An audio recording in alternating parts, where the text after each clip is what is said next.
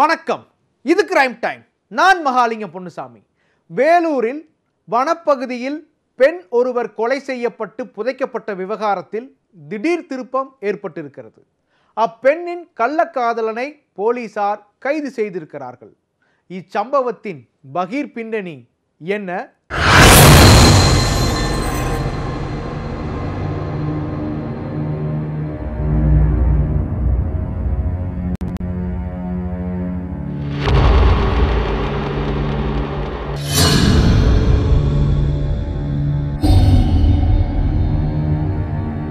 வேலூர் மாவட்டம் கொல்லாபுரம் வனப்பகுதியில் பூமிக்கு அடியில் பெண்ணின் உடல் புதைக்கப்பட்ட சம்பவம் பலரையும் அதிர்ச்சிக்குள்ளாக்கியது.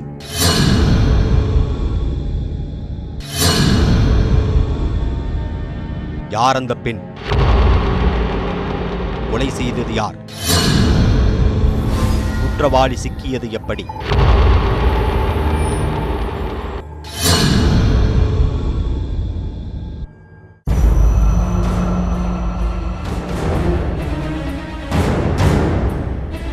வேலூர் மாவட்டம் ஆம்பூர் அருகே தோட்டாளம் கொல்லாபுரம் வனப்பகுதி உள்ளது.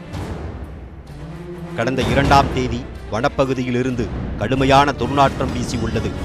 அங்கு ஆடு மேய்த்தவர்கள் தேடியதில் ஓடை ஒன்றில் சடலம் அரைகுறையாக புதைக்கப்பட்டிருந்தது தெரிய வந்தது.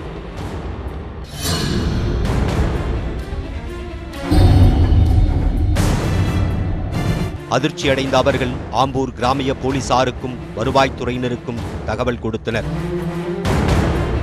சம்பவ இடத்திற்கு சென்ற போலீசார் தடயங்களை கைப்பற்றி ஆய்வு மேற்கொண்டனர்.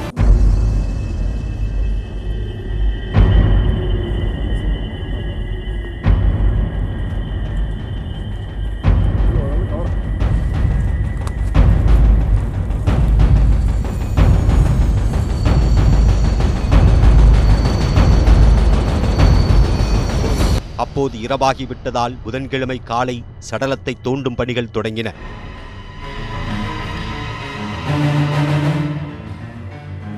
சடலம் தோண்டி எடுக்கப்படுவதாக தகவல் பரவியதும் சுற்றுவட்டார கிராமத்தினர் வனப்பகுதியில் குவிந்தனர்.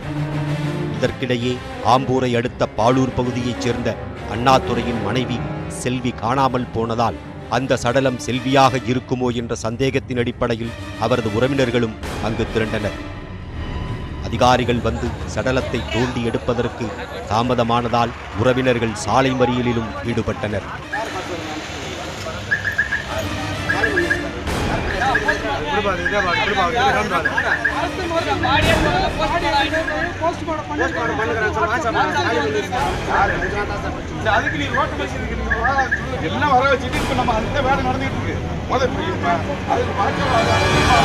சடலம் தோண்டி எடுக்கப்பட்ட பிறகு அது செல்விதான் என கணவர் அண்ணாதுரையும் அவரது மகனும் உறுதிப்படுத்தினர்.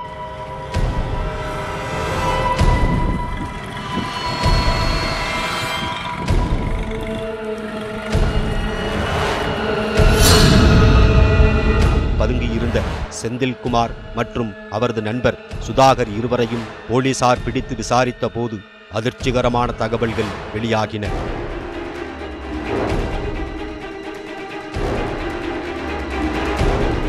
ஆம்பூரை அடுத்த பாலூர் பகுதியைச் சேர்ந்தவர்கள் அண்ணாதுரை செல்வி தம்பதி. இவர்களுக்கு ஒரு மகன் உள்ளார். ஆம்பூரில் உள்ள ஷூ தயாரிக்கும் நிறுவனத்தில் செல்வியும் அதே பகுதியைச் சேர்ந்த செந்தில்குமார் சுதாகர் ஆகியோரும் பணியாற்றினர். செல்விக்கும் செந்தில்குமாருக்கும் இடையில் ஏற்பட்ட நட்பு நாளடைவில் திருமணத்தை மீறிய உறவாக மாறியுள்ளது.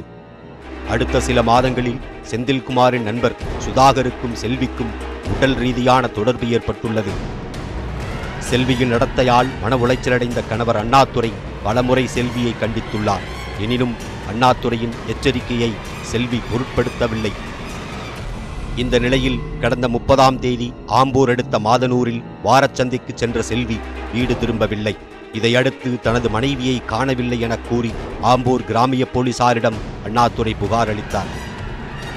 வாரச்சந்தையில் செந்தில்குமாரும் செல்வியும் பேசிக்கொண்டிருந்ததாக கிராம மக்கள் போலீசாரிடம் தெரிவித்தனர். அண்ணாதுரை அளித்த தகவலின்படி செந்தில்குமாரையும் சுதாகரையும் போலீசார் பிடித்து விசாரித்தனர். முதலில் செல்வியை தான் கொலை செய்யவில்லை என மறுத்த செந்தில்குமார் தீவிர விசாரணைக்கு பிறகு ஒப்புக்கொண்டார். சுதாகருடன் செல்வி பழகுவது செந்தில்குமாருக்கு பிடிக்கவில்லை. இது குறித்து இருவருக்கும் அடிக்கடி தகராறு நடந்துள்ளது. செல்வியை வாரச்சந்தையில் சந்தித்த செந்தில்குமார் அவரை வனப்பகுதிக்கு அழைத்துச் சென்றுள்ளார். அங்கு மது அருந்திய செந்தில்குமார் செல்வி சுதாகர் உறவு குறித்து தகராறில் ஈடுபட்டுள்ளார்.